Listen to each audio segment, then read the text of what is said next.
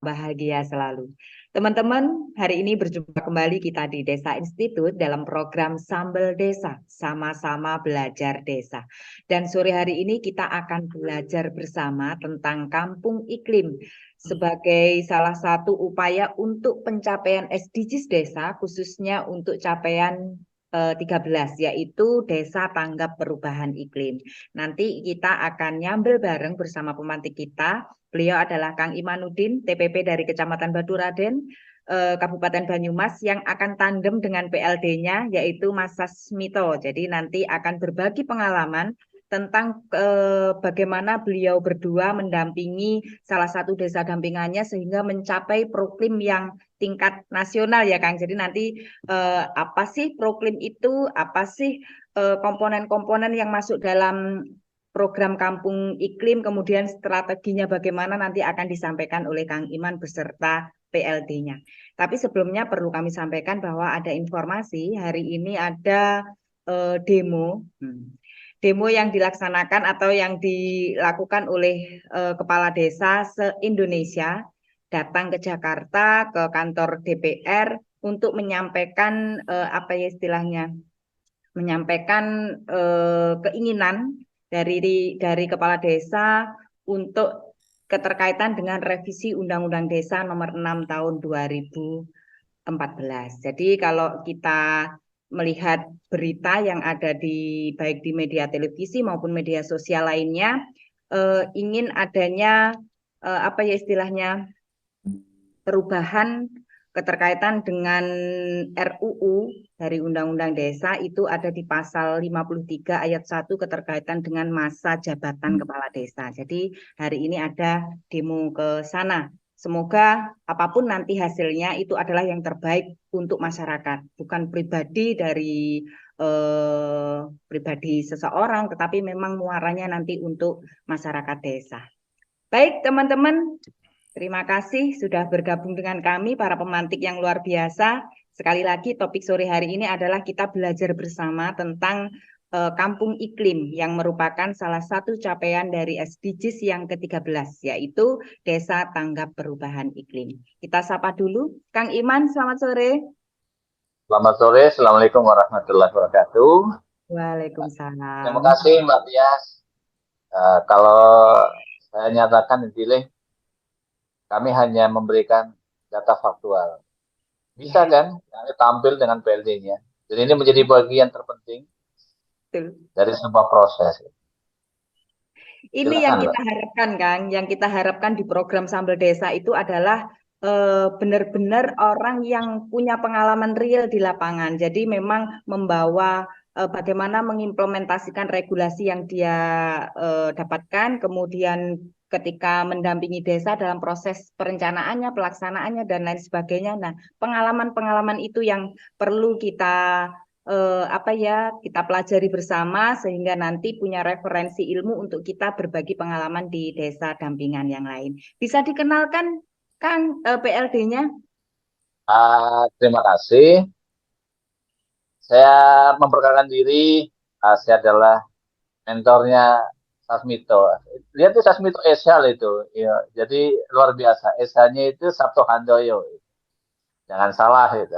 Hmm, Dan kami itu punya 3 PLD. Dulu pernah satu yang tampil di Sambal Desa yang stunting, iya, Kartina. iya, Tinggal satu lagi yang belum tampil sama satu lagi Tinto. Itu. ya, Dia yang sebetulnya diinginkan. nantilah satu saat.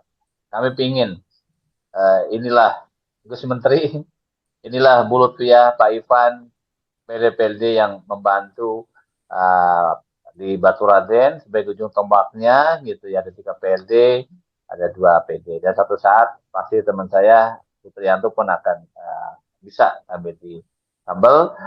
Untuk lebih singkatnya saya persilakan Mas Asmito untuk memperkenalkan diri dan tentunya akan lebih elegan dan lebih transparan untuk memperkenalkan diri sendiri. Silakan Mas Asmito. Terima kasih. Assalamualaikum warahmatullahi wabarakatuh. Waalaikumsalam. Waalaikumsalam warahmatullahi wabarakatuh. Bisa Kurang keras, Mas. dikenalkan? Saya Sasmito, PLD untuk wilayah Badrodin 3 terdiri dari wilayah Badrodin paling selatan dekat di kota. Kita udah sejak 2017 awal menjadi PLD di wilayah Batu Raden. Mungkin itu yang baru bisa saya sampaikan. Iya, nanti berbagi pengalaman ya bersama Kang Iman keterkaitan dengan pengawalan kampung iklim sehingga masuk dalam proklim nasional ya Kang ya? Ya. Oke, ya. Siap Kang Iman untuk materi sore hari ini? Ya, dan mohon maaf Mas Asmito agak ke belakang lagi biar saya melihat kamu gantengnya itu kelihatan. Nah, Tentu saja. iya.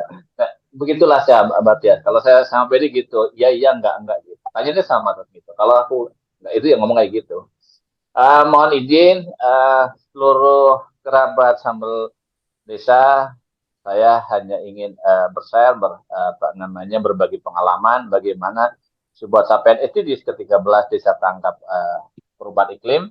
Ini bagian yang harus kita implementasikan dan seperti apa sih prosesnya? Karena di dalam capaian SDGs 13 itu tentunya banyak lagi capaian-capaian yang harus diwujudkan sehingga masuk dalam sebuah program kampung iklim yang di bawah KNHK gitu. Dan sebetulnya itu efek itu ya, efek dari sebuah kegiatan di desa dan implementasi daripada SDGs ke-13.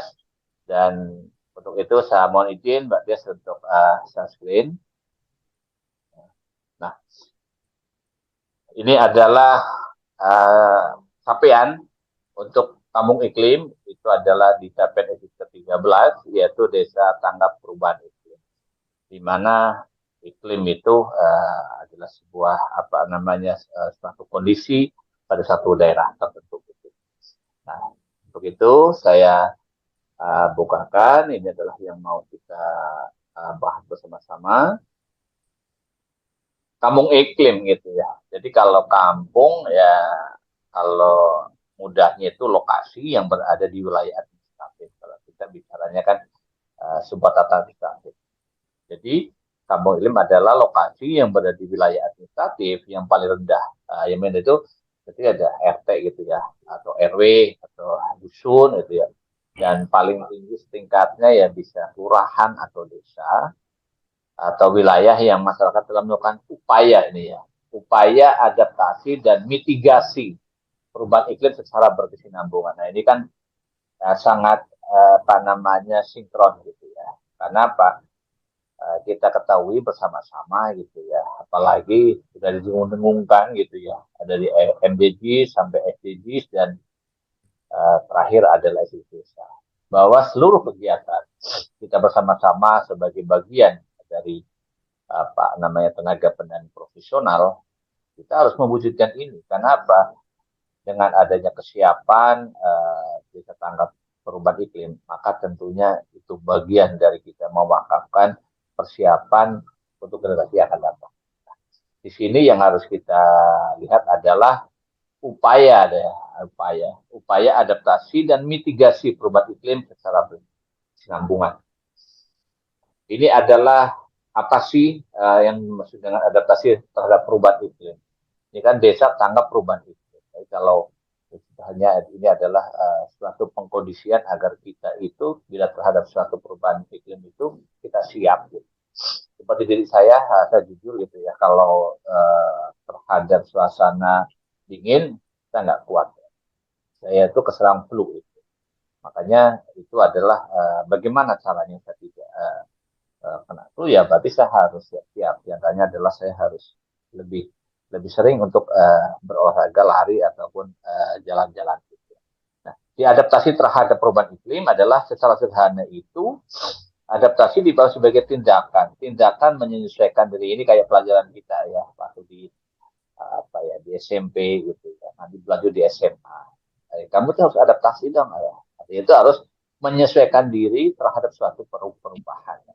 Ini apa? Untuk mengantisipasi pengaruh buruk iklim nyata. Seperti tadi saya gitu. Kalau saya tidak kuat terhadap perubahan cuaca dingin, maka saya harus gimana caranya biar saya kuat, saya tidak terkena flu gitu ya. Otomatis saya harus cepat-cepat beradaptasi.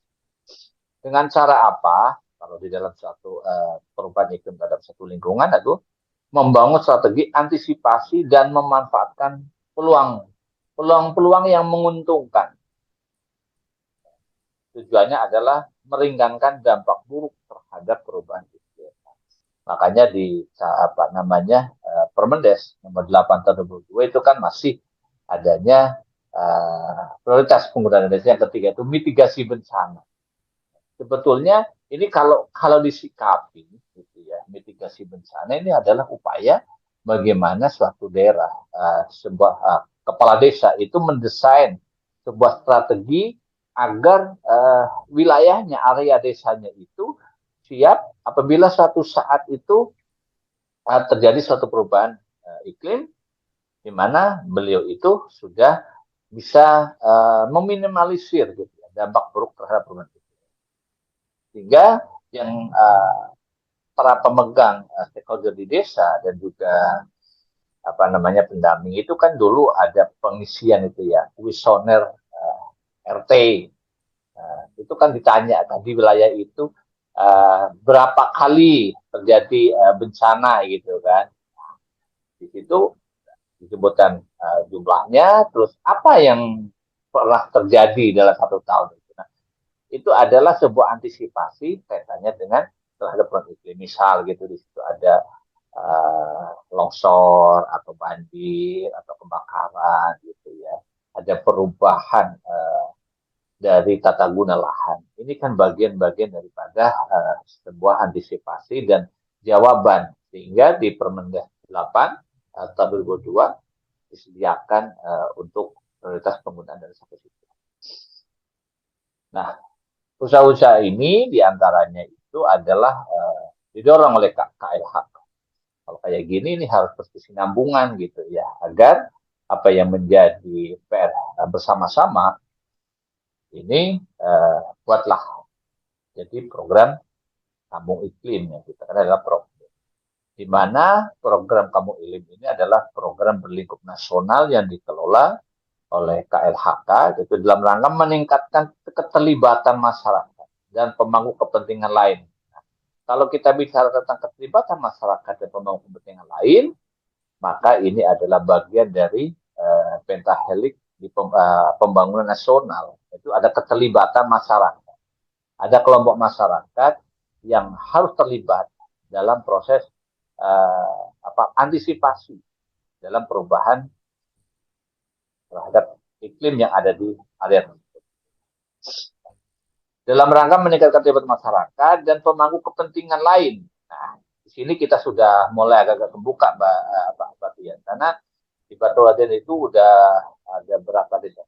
Ada 4. 4 desa itu sudah masuk kemarin terakhir di hutan PS gitu ya, perhutanan sosial, di mana itu harus izinnya sampai ke KLHK gitu. Nah, ini sangat bagus sekali gitu. Karena nanti akan dijalankan oleh PD saya maka. Nah, untuk melakukan penguatan kapasitas adaptasi terhadap dampak perubahan iklim dan penurunan emisi gas rumah kaca GRK gitu. Nah, kita ketahui dulu kan waktu kita tahun berapa ini kan tahun 2000-an gitu ribut dengan gas rumah kaca itu. Padahal kita ketahui itu sebetulnya bisa diprogram agar tidak mengeluarkan gas-gas rumah kaca. Di gas-gas itu diantaranya ada karbon dioksida itu ya, CO2, belerang, SO2, nitrogen monoksida NO gitu ya. Terus nitrogen dioksida NO2, gas metana itu ya, CH4 dan klorofluorokarbon CFC. Nah, kita kenal contoh CFC itu kan pemakaian AC, itu ya ada styrofoam atau gas metan itu seperti yang sampah gitu ya, belerang, dioksida. Makanya kalau yang sifatnya asam itu kita harus hati-hati, misalnya keberadaan sebuah pabrik gitu ya yang menghasilkan gas-gas bagian yang ada di efek rumah kaca, kita harus hati-hati gitu ya. Karena apa? Mungkin dalam waktu 1 tahun 2 tahun tidak terasa, tetapi pada saat 5 tahun, 10 tahun, tiba-tiba mungkin daerah situ tumbuhan jadi layu gitu ya, kuning gitu. Terus airnya itu kok jadi gatal gitu. Ini ya harus diantisipasi di sana. Dan penurunan gas emisi GRK serta memberikan pengakuan terhadap upaya adaptasi dan mitigasi. Pengakuan terhadap upaya adaptasi dan mitigasi. Berarti desa tanggap perubahan iklim yang ke-13 ternyata bisa dimediasi, bisa difasilitasi melalui sebuah edukasi, yaitu program Kampung Iklim. Ternyata pintunya di sini. Apakah harus dengan kegiatan proklim? Ya tidak apa-apa harus itu. Kalau misalnya tidak dengan proklim, ya bisa saja. Kan misalnya apa namanya, seperti dalam proklim itu kan tadi yang adaptasi sama mitigasi nanti bisa saya jelaskan. Sel-sel mana yang menjadi sebuah capaian. Sehingga yang telah dilakukan yang dapat meningkatkan kesejahteraan di tingkat lokal sesuai dengan kondisi wilayah. Ada masyarakat di sekitar hutan lindung itu biasanya juga ada inisiasi. Mungkin nanti bisa Mbak Tias, mungkin di pemirsa di sini ada yang namanya mengetahui bagaimana hutan karbon gitu. Hutan karbon itu ada. Itu untuk menjual sehingga kawasan itu dijaga benar gitu, nggak ada sesuatu yang tidak boleh ditebang, harus dikonsumsi seperti ini gitu. Karena apa itu untuk sebagai filter apa namanya, untuk menjaga agar oksigennya itu tetap lestari. Nah, komponen satu bisa jelaskan. Yang pertama adaptasi. Apa aja sih yang harus disiapkan dalam adaptasi, yaitu pengendalian kekeringan, banjir, dan longsor. Yang kedua, peningkatan ketahanan pangan, ya kan? Nah, sekarang lagi ngetren gitu kan, 2 tahun berturut-turut, sudah 3 tahun lah ya, 3 tahun berturut-turut, tapi yang 2 tahun ini adalah sudah dipatok minimal 20% gitu. Maka sebetulnya itu bagian dari antisipasi untuk menuju capaian SDG ke-13, yaitu peningkatan ketahanan pangan. Penanganan atau antisipasi kenaikan muka laut rob. Nah, kalau di kami daerah pegunungan enggak di sini. Tapi kalau bagi saudara-saudara kita yang di tepi pantai gitu, Rawa, mengalami seperti ini. Kalau di Jawa Tengah ya kita pantai utara lah. Kalau mungkin tempat-tempatnya Trenggalek agak kena dikit gitu kan, Pacitan gitu ya. Yang keempat adalah pengendalian penyakit terkait iklim. Nah, biasanya kalau apa namanya, perubahan iklim tertentu ya, dari kering ke basah atau dari hujan ke musim kemarau ke sebaliknya, pasti ada penyakit yang membersamainya, seperti batuk atau flu. Ini pun bagian dari komponen problem dalam hal adaptasi. Nanti seperti apa itu bentuknya teknisnya. Terus yang kedua adalah mitigasi. Di sini adalah pengelolaan sampah, limbah padat, dan cair. Makanya kalau saudara kita yang ingin mengikuti sebuah program proklim, ini adaptasi sama mitigasi sudah mulai disiapkan satu tahun sebelumnya. Jadi nggak ujuk-ujuk di tahun ini ngikut gitu ya. Pastinya kalau langsung ujuk-ujuk ngikut apa yang diinisiasi oleh KLHK akan sedikit terganggu gitu, ada sebab trouble tertentu. Yang berikutnya adalah penggunaan energi baru terbarukan dan konservasi energi. Nah, ini tidak kalau orang itu mungkin harus pakai energi surya gitu ya, pakai solar cell enggak gitu. Bisa aja di desa itu atau wilayah itu airnya itu berlimpah, maka di situ mungkin dibangun kincir gitu ya, untuk kebutuhan mungkin listrik, atau mungkin untuk menggerakkan generator, atau menggerakkan roda tertentu, misal untuk apa namanya, penggilingan padi atau sejenisnya. Terus budidaya pertanian rendah emisi gas rumah kaca. Jadi tadi gimana caranya kita menanam tumbuh-tumbuhan yang bisa menekan atau bisa menjadikan emisi rumah kacanya itu rendah, gitu ya. Tentunya itu harus disiapkan. Yang keempat adalah peningkatan tutupan vegetasi. Kalau hutan, kalau kami sih dekat ada hutan lindungnya di kawasan Batu Rate, tapi kalau nanti di tempat yang masih itu nggak punya hutan desa. Adanya itu bantaran sungai. Terus yang kelima adalah pencegahan dan penanggulangan kebakaran hutan dan lahan. Strategi proklim. Nah, strategi proklim gitu ya. Yang pertama itu adalah memperkuat kapasitas pemerintah daerah dalam upaya mendukung adaptasi dan mitigasi perubahan iklim. Makanya harus membersamainya dengan kegiatan SDGs 13 itu ada SDGs yang 17-18 itu ya. Karena apa? Ada sebuah kemitraan yang harus kita bangun seperti yang kemarin gitu ya, kita bahas. 16, 17, 18. Yang kedua adalah menjalin kemitraan dengan kementerian atau lembaga terkait pemerintah daerah, dunia usaha, dan lembaga non pemerintah. Ini kan contoh kayak kemarin di desa Empuah gitu ya, yang konsen terhadap program itu, mohon maaf saya sebutkan itu adalah Astra sama Pertamina.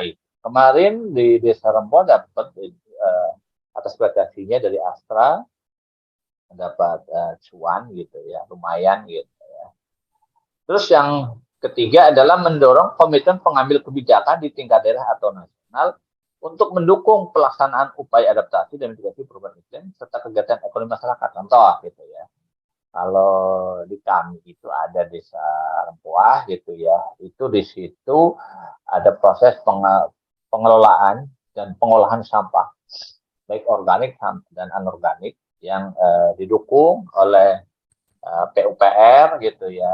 Itu ada hibah badan operasionalnya yang di kemudian hari nanti bila cukup kuat, nantinya TPST-nya itu seluruh modal yang ada di situ, dari mesin, dari mobil, dari bangunan akan diserahkan kepada desa untuk dikelola dan ini oleh BUMDes. Ini bagian daripada step yang ketiga. Step yang keempat adalah meningkatkan pengembangan teknologi tepat guna yang mendukung upaya adaptasi dan mitigasi perubahan iklim di tingkat lokal serta kegiatan ekonomi masyarakat.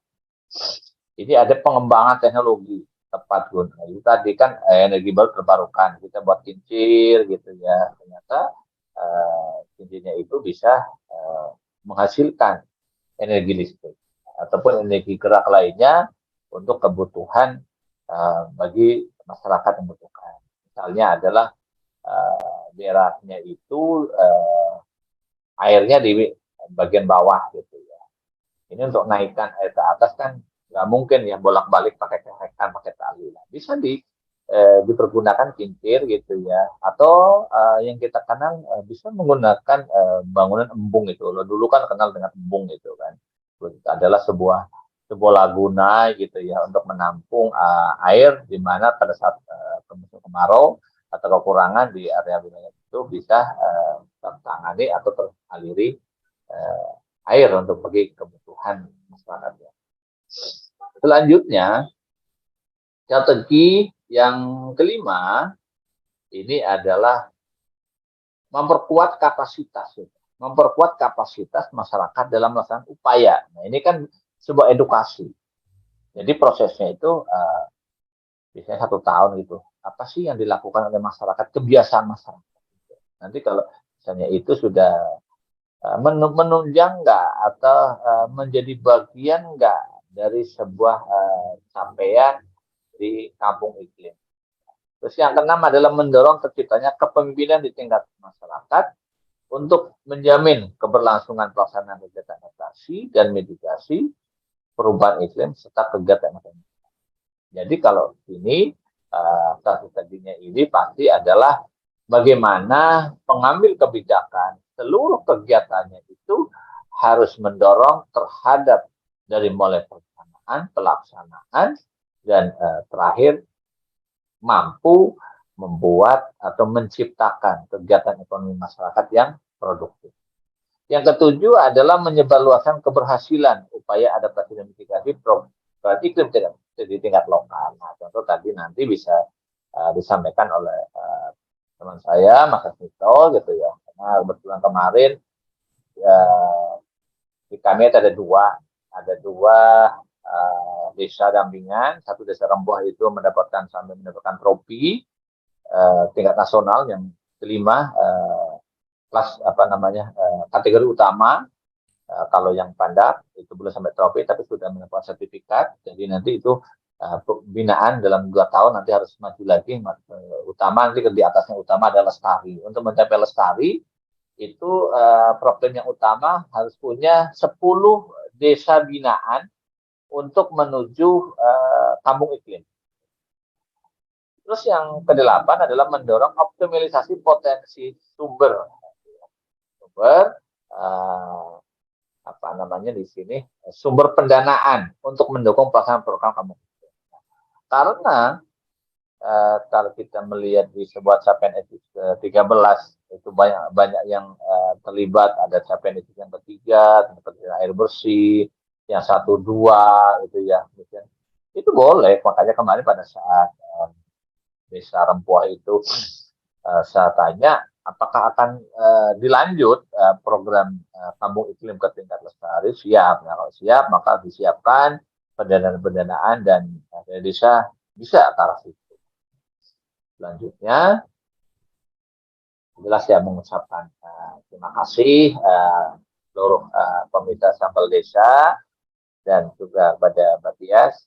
Kita cukup di sini aja, bisa menghasilkan sebuah karya saja, biarkan ada bagian-bagian tersendiri, kita saling mewakilkan ilmu kita, dan semoga apa yang saya sampaikan nanti bisa diperjelas oleh Mas Asmito, dan bagi pemirsa yang ingin berselancar di Maya bisa melihat di TV Desa Banyumas. Begitu Mbak Tias, dan tentunya saya persilakan kembalikan ke Mbak Tias untuk dilanjutkan. Terima kasih Mbak Tias. Assalamualaikum warahmatullahi wabarakatuh. Waalaikumsalam warahmatullahi wabarakatuh. Pengantar yang luar biasa keterkaitan dengan kampung iklim dan proklim. Jadi nanti kita akan membuka forum diskusi, tapi sebelumnya kami ingin meminta Mas Asmito selaku PLD yang mendampingi langsung desa yang sudah masuk dalam proklim nasional. Jadi apa-apa saja yang sudah dilaksanakan oleh desa, kemudian capaian apa juga yang sudah dicapai. Monggo Pak Sasmito. Terima kasih Mbak Tias dan Kang Iman atas kesempatan sore hari ini. Jadi saya hanya menguatkan apa yang tadi disampaikan oleh Kang Iman terkait dengan desa masuk dalam program kampung iklim. Tadi ada 2 komponen terkait pelaksanaan kampung iklim. Itu adaptasi dan mitigasi. Kita sebagai pendamping dalam hal ini keterlibatannya adalah ketika desa ini ikut dalam program kampung iklim, maka terutama kami PLD yang lokal yang hampir setiap hari harus bersinggungan dengan pemerintah desa itu kemudian secara langsung jadi diikut sertakan terlibat mengawal. Tadi ada 8 strategi ya terkait dengan proklim, tetapi yang lebih nyata dilakukan di tingkat lokal atau di tingkat desa atau mungkin kampung iklim. Karena kampung iklim tadi dijelaskan oleh Kang Iman ada cakupannya tingkat dusun ataupun tingkat desa. Kebetulan saya mendampingi desa Pandak itu kemarin adalah tingkat dusun. Jadi dusun 1 desa Pandak Kecamatan Baturaden sudah mencapai ke klasifikasi utama, tetapi belum utama yang dalam tanda kutip masih hanya diberikan sertifikat sebagai kampung iklim utama. Tapi itu luar biasa capaian karena tidak mudah ya untuk mengkondisikan kesadaran tentang bagaimana masyarakat itu menghadapi perubahan iklim. Nah, di sini kita di strategi Proklim yang kelima itu memperkuat kapasitas masyarakat dalam melakukan upaya adaptasi dan mitigasi perubahan iklim. Nah, di sini kita harus bisa melakukan step yang berikutnya, mendorong terciptanya kepemimpinan. Nah, ini kemudian kita juga harus bekerja sama dengan selain TLH atau KLH itu terkait dengan adaptasi dan mitigasi. Jadi secara nyata bahwa kegiatan adaptasi maupun mitigasi itu sebenarnya sudah ada yang sudah dilakukan oleh masyarakat. Nah, ketika ini terjadi, maka desa itu harus bisa menginventarisir kegiatan-kegiatan tersebut untuk kemudian dijadikan data yang bisa kita sajikan di dalam isian visioner komponen penilaian kampung iklim. Nah, kaitannya dengan itu kita harus melakukan satu mengidentifikasi kegiatan-kegiatan baik adaptasi maupun mitigasi. Contoh di kegiatan adaptasi untuk pengendalian kekeringan dan banjir juga longsor itu di desa kami itu posisi di dataran rendah tapi di kaki gunung, sehingga ada beberapa perbukitan yang memang di situ supaya tidak longsor mesti ada sistem terasiring gitu kan. Nah, itu juga menjadi satu identifikasi kegiatan adaptasi. Maka kita harus inventarisir, kemudian membuat jadi sebuah data sehingga kegiatan-kegiatan itu berbasis data faktual. Mulai dari lokasi, luasan wilayah yang dibuat terasiring seperti itu diperbandingkan dengan luas wilayah desa atau dusun yang kita masukkan ke program kampung iklim itu. Kemudian pengendalian banjir ini mungkin dengan cara sederhana, misalnya adalah pembuatan biopori. Nah, kegiatan ini pun juga harus diinventarisir untuk dimasukkan dalam data. Nah, kebetulan di Batu Raden itu antara desa Panjak dan desa Rempoah kemarin itu memang kita tidak dilaksanakan sendirian, kita melibatkan dari sivitas akademik, terutama Universitas Jenderal Sudirman, untuk kemudian mereka membantu dalam hal pengorganisasian ataupun pengumpulan data-data kegiatan berkaitan dengan adaptasi dan mitigasi. Seperti itu. Selain memang kita juga mendapatkan penguatan kapasitas dari dinas, dalam hal ini Dinas Lingkungan Hidup Kabupaten Banyumas. Seperti itu kaitannya dengan strategi yang tadi disampaikan oleh Kang Iman. Kemudian di tingkat desa juga sosialisasi kegiatan Proklim itu juga selalu kita istilahnya gembur-gemburkan gitu ya. Misalnya di pertemuan RT di setiap wilayah itu, maka akan kita sampaikan kepada masyarakat tentang upaya-upaya adaptasi dan mitigasi. Sekaligus SDGs desa yang ke-13, desa tanggap perubahan iklim ini kita juga selalu sosialisasikan di antara mereka. Karena memang di tingkat RT pun ketika kemarin ada pendataan kuesioner atau SDGs itu melibatkan unsur-unsur yang ada di RT. Di Desa Pandak sendiri ada 2 person atau 2 orang yang menjadi petugas atau enumerator di pendataan SDGs. Sehingga itu akan berkolaborasi antara pemahaman SDGs itu sendiri mulai dari SDGs 1 sampai dengan SDGs 18. Nah, kaitannya dengan proklim ini sendiri, SDGs ke-13 juga selalu kita sampaikan. Saya kira bentuk-bentuk yang perlu kita lakukan kegiatannya antara lain itu adaptasi dan mitigasi. Kalau mitigasi nanti ini memang lebih pada GRK itu ya, gas rumah kaca ini, bagaimana kita memberi penyadaran kepada masyarakat tentang pentingnya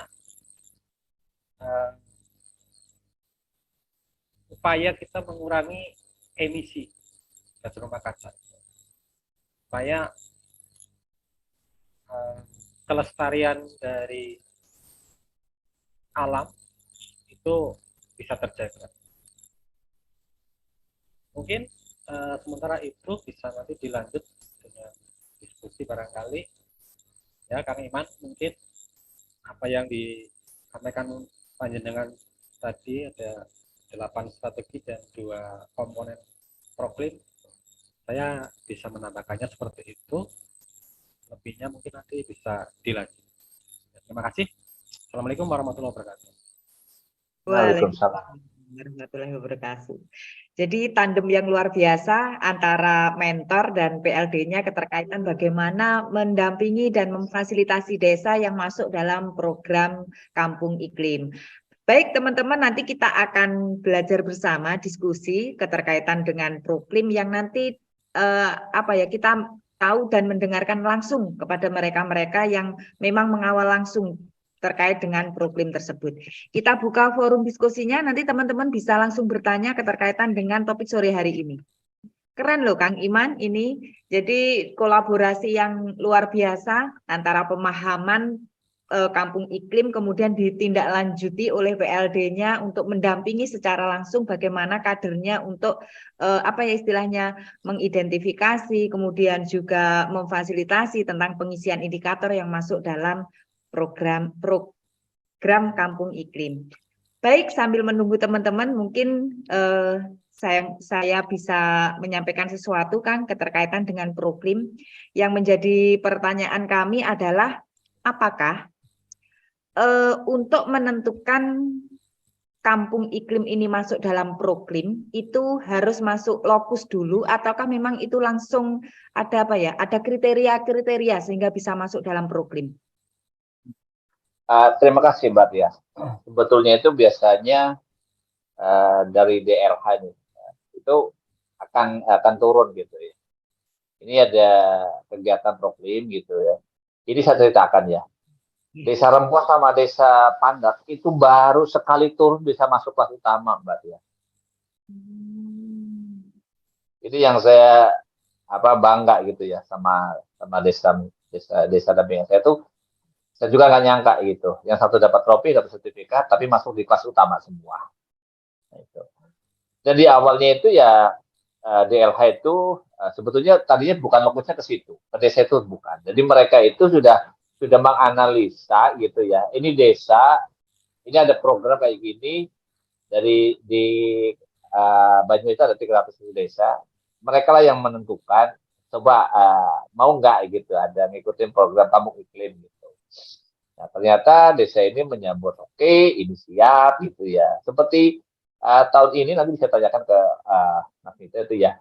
Itu pun sudah ada 3 atau 5 desa yang siap masuk ke program Kampung Iklim gitu ya. Karena itu bagian caranya gimana ya? Itu bagian sebuah frame gitu ya, sebuah frame bahwa desa itu melaksanakan sebuah kegiatan yang berkelanjutan yang kita istilahkan itu adalah SDGs desa gitu. Nah, SDGs desa itu kan dari 1 sampai 18 di program Kampung Iklim itu apa namanya yang membersamainya untuk capaian di 13 itu kan tidak ujuk-ujuk ke 13 gitu. Seperti tadi yang disampaikan oleh Mas Mito itu adalah misalnya daerahnya itu ada jurang atau apa. Maka apakah masyarakat apa sih yang masyarakat lakukan terhadap hal itu gitu? Oh, ada terasering gitu ya. Jadi itu kegiatan-kegiatan itu ya memang sebetulnya sudah ada gitu, tapi kan kita tidak tahu bahwa itu bagian dari sebuah strategi dari program Kampung Iklim gitu. Tadi kan basisnya itu boleh berbasis RT, dusun gitu ya, desa atau lurah itu. Itu memang sebuah pilihan bagi desa itu, terutama oleh kepala desa gitu ya. Itu misalnya gitu untuk pencegahan banjir gitu. Ternyata yang dilakukan mungkin Pak namanya tadi ada biopori untuk penguatan vegetasi tutupan itu ya. Oh ada penanaman gitu ya, penanaman pohon-pohon sesuai dengan kondisi sehingga untuk menguatkan ketersediaan khususnya adalah air gitu ya. Yang kedua adalah penguatan terhadap ketahanan pangan tapi dalam hal menekan emisi daripada gas rumah kaca. Seperti itu, mungkin bisa Mas Mito menambahkan, sebetulnya penurunan lokus itu memang kehendak desa sendiri atau memang ada sebuah dari kementerian atau lembaga, kamu ngikut gitu, kamu nggak seperti itu. Coba Mas Mito bisa dijelaskan. Ya benar, jadi dalam pengisian kuesioner SRN-nya itu SRN itu dijelaskan. ya. SRN itu dijelaskan. SRN itu sistem pengisian secara online di Kementerian KLH. Itu bisa ada aplikasinya ya? Ya. Ada aplikasinya khusus untuk itu. Itu berupa link. Bisa di searching di Google. Oh iya, ya. Tentang SRN. Nah, itu memang di situ kan ditanyakan komponen-komponen yang dimaksud untuk di penilaiannya Kampung Iklim itu sendiri. Termasuk misalnya penanganan sampah itu juga masuk bagian dari penilaian juga. Penanganan sampah itu ada tingkatannya, yang paling tinggi itu kan yang di Desa Rempoa itu TPS 2R ya. Ya, TPS 2R. Nah, itu kalau di Pandak itu baru istilahnya penanganan sampahnya adalah pengumpulan dan pemilahan secara persondi, karena Pandak itu bekerjasama juga dengan Rempoa terkait dengan penanganan sampah. Nah, di Rempoa itu ada anggarnya, ada TPS 3R apa ya, Mas Kang Iman? Ya, nah, itu ya. Itu masuk dalam komponen penilaian. Seperti itu.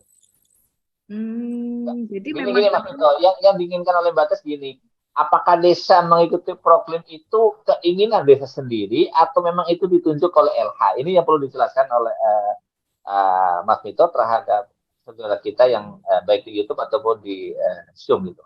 Iya. Kalau terkait hal itu, kepesertaannya itu bersifat penawaran di awal. Jadi dari DLH itu mungkin mengidentifikasi desa-desa atau wilayah-wilayah yang kiranya pantas untuk masuk ke program Kampung Iklim. Contoh di tahun 2023 ini ada 2 desa dampingan saya, Desa Kutasari dan Desa Pamijen yang memang juga kemarin diundang oleh DLH untuk ditawari kesanggupannya mengikuti Proklim itu sendiri. Seperti itu. Jadi desa tidak kemudian serta-merta datang tetapi ada undangan dari dinas. Nah, ya, berarti kan memang untuk lokusnya, lokasi khususnya itu sudah ada data dari Dinas PKPLH ya, karena untuk keterkaitan dengan Kampung Iklim itu kan di bawah Dinas PKPLH, seperti itu. Betul. Ya. Nanti kalau sudah itu. Ya, kalau sudah ada apa istilahnya penawaran, baru desa tersebut bisa masuk link untuk mengisi identifikasi atau indikator-indikator terkait dengan kampung iklim. Baik, Nanti setelah ada undangan untuk mengikuti itu ada istilahnya sosialisasi peningkatan kapasitas, termasuk bagaimana cara mengisi komponen-komponen penilaian dalam link yang tadi saya sebutkan. Seperti itu. Oke, jadi alurnya kita tahu ya teman-teman. Jadi tidak semua desa masuk dalam program kampung iklim, meskipun setiap desa itu punya kampung iklim. Tapi untuk proklimnya itu adalah sesuai dengan prosedur atau memang ada identifikasi khusus dari Dinas PKPLH. Betul. Baik, Kang. Ini ada pertanyaan di meeting chat, perlu kami bacakan ya. Mohon bertanya, ini disampaikan oleh saudara kita, Mas Utuh atau Mbak Utuh ini.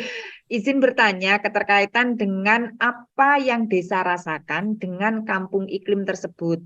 Sedangkan iklim di wilayah kita sekarang tidak dapat diprediksi lagi, yang biasa kita kenal dengan iklim ekstrim. Nah, ini keterkaitan dengan output dengan adanya proklim. Monggo. Oke, terima kasih. Nyapanya Mas Utuh ya. Aku nggak banyak ya, Mbak atau Mas Utuh. Jadi satu hal yang menjadi impactnya kaitannya desa itu atau wilayah itu menjadi proklim adalah membuktikan bahwa selama ini apa yang dilakukan itu adalah bagian atau dari kontribusi wilayah tersebut dalam pembangunan berkelanjutan. Jadi tanpa terasa kehadiran seluruh kegiatan di masyarakat itu, oh ternyata kami sebetulnya ikut gitu. Tapi sepertinya kita nggak apa sih yang aku lakuin, ternyata dengan apa namanya tadi sampah gitu ya. Pengelolaan sampah itu kan ada yang cuma bisa mengumpulkan saja. Udah pokoknya ngumpulin tok, terus dibungkus dibuang. Ternyata itu punya nilai sendiri. Nah, terus udah ngumpulin, nambah lagi memilah. Ternyata memilah dengan mengumpulkan berbeda. Berarti di situ ada sebuah impact, kesadaran masyarakat itu sendiri. Nah, jadi apa yang didapatkan oleh sebuah kegiatan proklim? Jelas, partisipasi masyarakat terhadap kegiatan itu sendiri. Nah, apalagi ditambah bisa mengolah, recycle lagi itu kan, seperti di desa Rempoa. Organiknya ternyata dicacah, terus dimanfaatkan, jadi bubur, jadi makan itu maggot, terus diputar lagi menjadi apa? Peningkatan ekonomi masyarakat. Di situ itu yang bekerja. Coba tanya ke Mas Asmito, baru mengumpulkan dan memilah berapa yang tertampung tenaga kerjanya itu. Terus kalau yang di Rempoa itu ada 25 orang.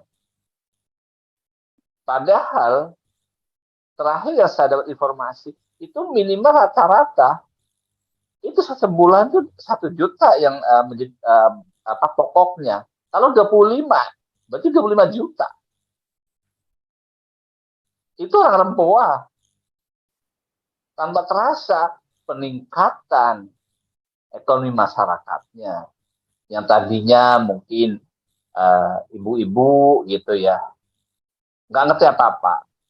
Ternyata contoh yang dilakukan oleh Desa Kutasari, Ibu Nur Hayatni gitu ya, dengan bank sampahnya, dia udah luar biasa. Dia sudah bisa mengumpulkan, memilah, terus dia nggak sanggup untuk mendaur ulang. Dia akhirnya apa? Kerjasama dengan pihak ketiga yang anorganik itu dijual. Tapi dia mampu memutarkan ekonomi sirkularnya. Warga di sekitar yang pingin UMKM-nya seperti dodol bakso gitu ya, sayur-sayuran. Dia itu Penawarannya gampang, barternya Mbak Tias. Jadi sampah yang dihasilkan dari proses, misalnya jualan sayuran gitu ya, itu bungkus-bungkusnya jangan dibuang, dikumpulin, nanti balik lagi ke bank sampah, di kilo, nanti dihargai. Itulah impact daripada kampung iklim. Apalagi masuk di program iklim, dan alhamdulillah kemarin Lempua dapat reward dari Astra sekian rupiah. Yang kedua, oleh KLHK ditawarkan untuk mengikuti untuk proklim kelas lestari. Artinya desa itu mendapatkan sebuah bimbingan, dapatkan sebuah edukasi yang mana itu akhirnya ada sebuah amal. Kalau ingin ke tingkat lestari, itu ada 10 desa binaan program iklim. Berarti itu memacu desa itu untuk mengedukasi desa-desa yang mau menerapkan proklim, yaitu dalam, kalau di SDGs kita adalah untuk menuju capaian SDGs ke-13. Yang mana konsepnya ada sebuah adaptasi, ada mitigasi, dan terakhir ada sebuah partisipasi masyarakat dan peningkatan ekonomi masyarakat. Begitu Pak Uto atau Bu Uto. Terima kasih Mbak Tias. Mungkin bisa tambahkan oleh Mas. Kang Sasmita. Menambahkan gitu ya. Jadi apa yang ditanyakan oleh Mas Utuh atau siapa? Apa yang dirasakan desa ketika kampung iklim ini berjalan terhadap iklim yang ekstrim gitu ya. Jadi bisa kita sedikit beri penjelasan ketika kita masuk program kampung iklim itu ada mitigasi bahwa di desa kita itu potensi bencana yang terjadi karena adanya iklim ekstrim. Misalnya curah hujan yang terlalu tinggi itu adalah tanah longsor. Di awal saya tadi jelaskan ketika desa itu membuat konsep teras sharing di beberapa wilayah yang memang merupakan potensi tanah longsor, maka akibat dari iklim ekstrim terhadap curah hujan yang sangat tinggi ini bisa sedikit teratasi karena program iklim ini kan sebenarnya baik mitigasinya itu atau adaptasinya ini lebih berupaya meminimalisir akibat dari iklim itu sendiri. Contoh dari hujan yang curahnya besar. Demikian.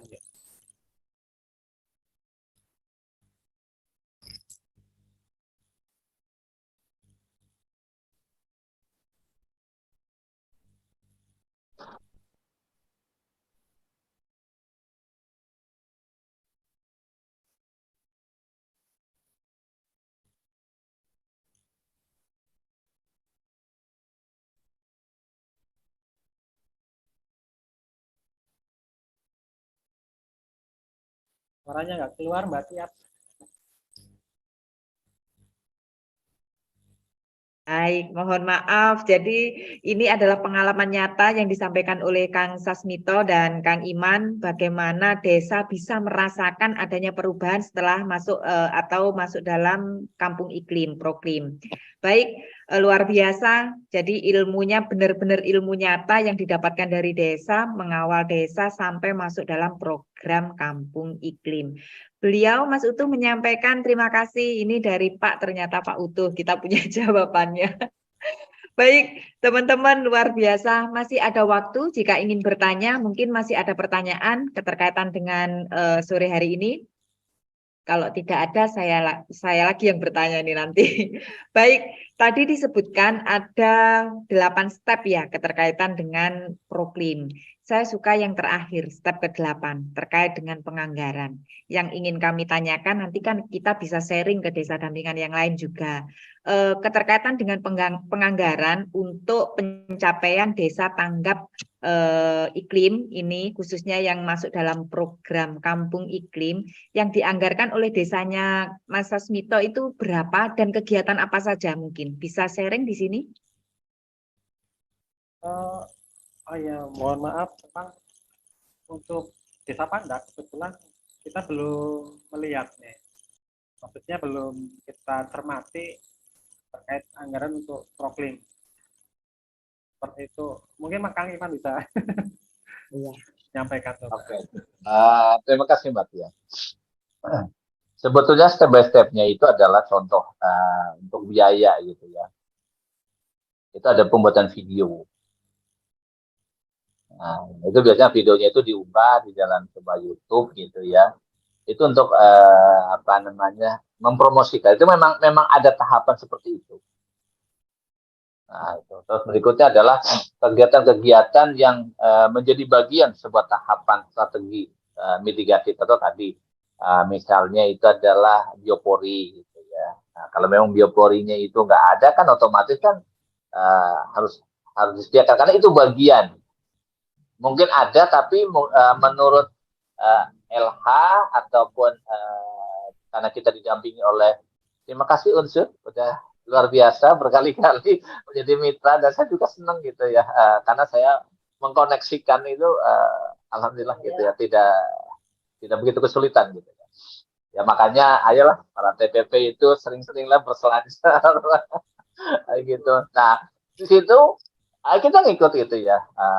Hanya misal gitu ya kebutuhan tanaman itu tidak bisa disediakan oleh kita kadang saya menchannelkan dengan dinas kehutanan atau pertanian gitu akan ada tanaman-tanaman yang tahunan gitu ya itu bisa seperti itu jadi itunya kondisional tetapi misalnya ya contoh kalau kita rapat gitu ya pasti ada lah ya ke arah itu makanya kalau kita pingin gitu ya masuk dalam sebuah kampung iklim nggak ada salahnya dong kita TPP ataupun desa berkomunikasi sama LHK gitu ya DLH kalau di kabupaten DLH gitu ya DLH Pak saya kita berkehendak gitu ya kepingin menjadi kampung iklim gitu kondisinya seperti apa sih gitu loh syukur-syukur malah LH yang turun gitu untuk ke desa siap nggak saya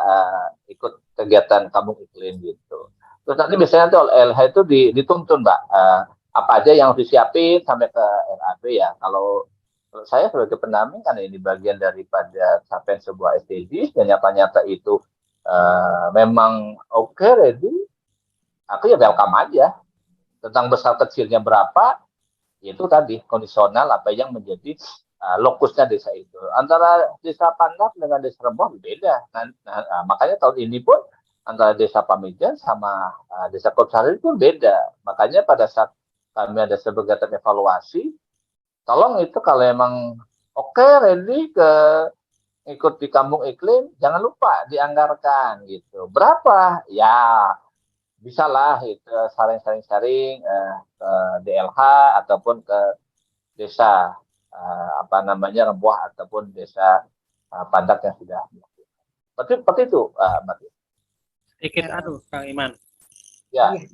Jadi berdasarkan pengalaman yang sudah kita lewati terkait dengan keikutsertaan desa Pandak dalam kampung iklim ini kebetulan tidak ada anggaran khusus yang dialokasikan kemarin. Sepenuhnya ada dampingan dari KLH, kemudian kalau desa mengeluarkan anggaran paling sekedar jamuan makan minum. Mami Mbak Tias. Jaminan makan dan minum, jamuan makan dan minum di tamu di desa. Terkait dengan mitigasi atau adaptasi, misalnya ada bantuan penanaman pohon ini. Biasanya juga kita diberi oleh LH ini dari dinas. Kita diberitahu bahwa oh ini ada bantuan, silakan diambil lah, seperti itu. Kemudian nanti ketika kita dapat itu, baru kita di tingkat masyarakat kita gotong royong untuk kita menanam di lokasi-lokasi yang ditentukan oleh kita. Seperti itu sih. Oke, kalau ada penganggaran khusus dari APBDes, mungkin adakah optimalisasi untuk kegiatan kampung iklimnya? Bisa itu mungkin berupa satu biaya untuk rapat lah ya. Terus nanti di penilaian yang bersifat nasional itu kalau yang tempo hari itu sistem daring gitu. Kita verifikasi dengan tim penilai dari pusat itu daring sehingga tidak ada biaya yang kebetulan juga KLH itu bekerja sama dengan Kominfo. Jadi baik kestabilan jaringan internet untuk acara tersebut didukung oleh Kominfo. Di Kabupaten Banyumas ini kebetulan KLH-nya itu cukup kreatif sekali sehingga apa yang harusnya menjadi tanggungan biaya di kegiatan ini hampir minim gitu. Paling-paling itu tadi biaya rapat, jamuan makan minum gitu. Tidak terlalu besar sebenarnya.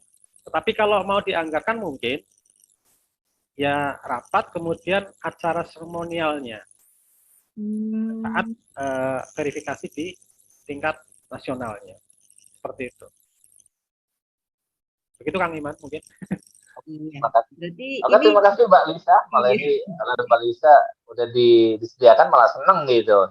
Iya, jadi ini juga sudah disampaikan, ini dalam meeting chat juga ada yang menyampaikan dari Mbak Lisa Riau menyampaikan bahwa kebutuhan terkait dengan kampung iklim ini sudah ada anggarannya dari Dinas Lingkungan Hidup, artinya semua sudah ada pendanaan dari KLHK ya, dari Dinas PKPLH kalau di kabupaten kami, artinya desa tinggal melaksanakannya, kalaupun toh ada sifat pendanaan lain, mungkin sifatnya adalah swadaya dari masyarakat.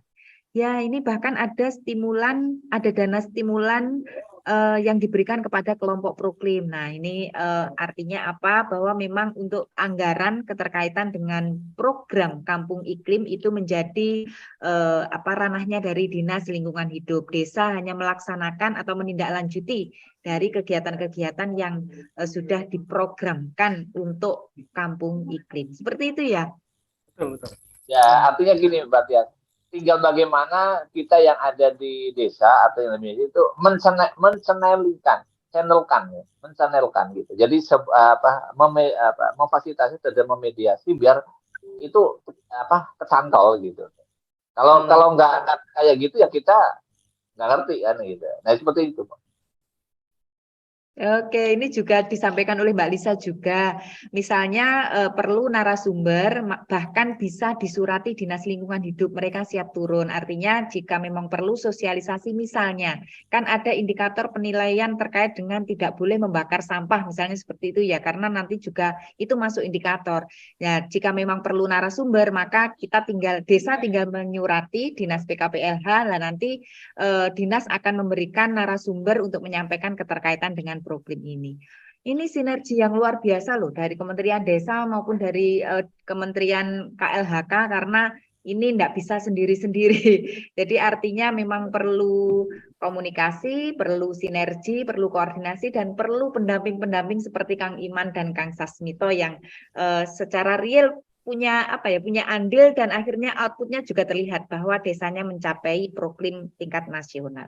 Terima kasih Kang Iman, terima kasih Kang Sasmito. Jadi ilmu hari ini itu luar biasa. Masih banyak teman-teman pendamping yang mempertanyakan sebenarnya bagaimana sih desa saya agar bisa ikut masuk dalam proklim. Nah, hari ini terjawab sudah.